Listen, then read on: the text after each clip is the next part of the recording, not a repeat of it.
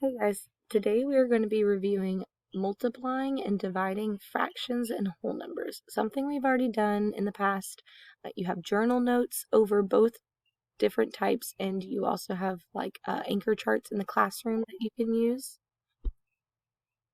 So I'm going to split this page into 4 sections here because we're going to talk about the 4 different types you see. There's 2 types for multiplication and 2 types for division. So in multiplication, we can have where we have the whole number first. So let's say we're doing 8 times 1/4. And this might be a story problem where you have 8 groups of 1/4, okay? Like you're making candy bags for your friends and you put a 4th cup of Hershey's Kisses into each of the 8 bags. So you need to figure out how many, cups of Hershey Kisses you need in total. So for this model, we would draw 8 things. We would draw the 8 bags essentially. So there's 5, 6, 7, and 8. And then we would split them into fourths. And I'm not going to do it very great. It's kind of messy, but it's just so you can get the visual. We would split them into fourths, and then I would kind of color in a 4th on each one. So we do use a little bit of shading in this model. So here's my 8 bags, and I'm showing the 4th in each. So when I count them all up, I would have 1/4, 2/4, 3/4, 4/4, 5/4, 6/4, 7/4, 8/4. Okay? So we do end up with an improper fraction here, 8/4. But we know that we can turn an improper fraction into a mixed number. So if 4/4 is 1 whole, then that would mean 8/4 could make 2 wholes. So the answer is just a 2 wholes. It didn't have a fraction left over from it. It went in kind of perfectly. 4 goes into 8 2 times. So the answer is 2 wholes. Let's take those same numbers, but let's reverse them. Because even though it's not going to change the product, the answer, it is going to change the model. So 1/4 times 8 is like, let's say we have a story problem that you have an 8-mile bike track around your house and you're going to bike a 1/4 of that. So you want to figure out how many miles you're going to bike. In this model, we use the long fraction bar. Oh, that's kind of messy, but the whole thing is going to be worth 8. And then we're going to split it into fourths. So if I take 8, split it into fourths, each 4th would be worth 2 miles. 2, 2, 2, 2. And again, you're only going to bike that 1/4. So the answer would just be 2. See how we're getting the same answer again? It's because multiplication, even if you reverse the factors around, you always get the same answer, the same product. But the model does change. So you want to be aware of what model matches what type of problem. Whole number first, you use this top model. If the fraction is first, you use the bottom model, okay?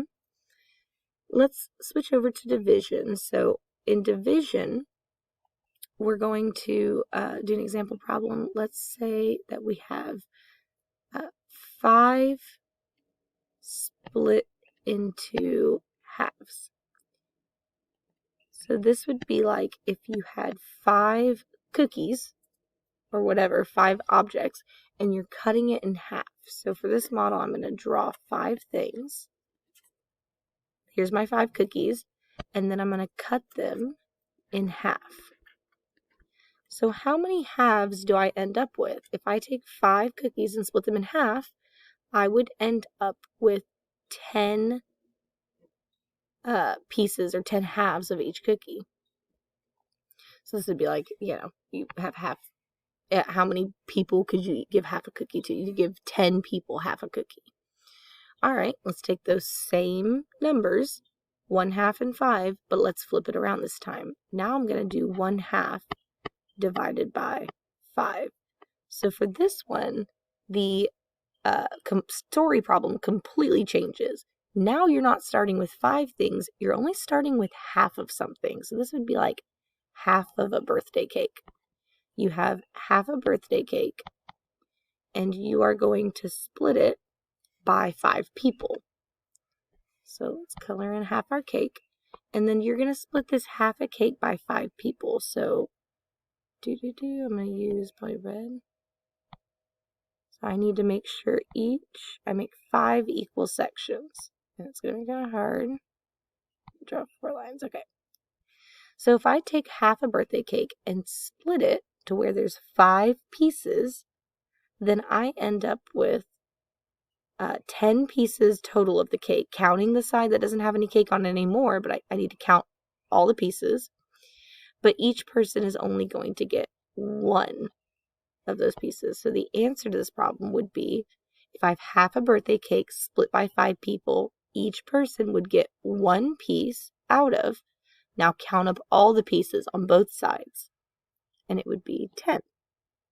So each person gets 1/10 of a cake, and that's reasonable. I mean, you're only starting with half of a cake, right? So each person gets 1/10 of the cake. Do you see how the answer changed depending on what was first? In the top problem, the whole number was first, so we got a whole number as our answer. When I split a whole number into a fraction, I end up with another whole number. But on the bottom problem, when I started with a fraction and then split that up even further, I ended up with a fraction as my answer. That's a pattern that is going to repeat itself every time.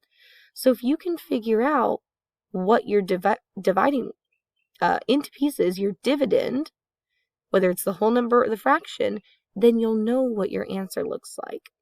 So when you're doing today's lesson, it's a murder mystery to determine what happened to the mascot of our school, the suit. Somebody destroyed it. You need to figure out who the culprit is, where they did it, and the method they used. So you're going to need to solve all 4 different types of these problems. So hopefully you can use the notes we did, the notes I just showed you, the notes in your journal, the posters around the room to help you out. Some of them will be story problems, but some of them will just be straightforward equations. All right, good luck.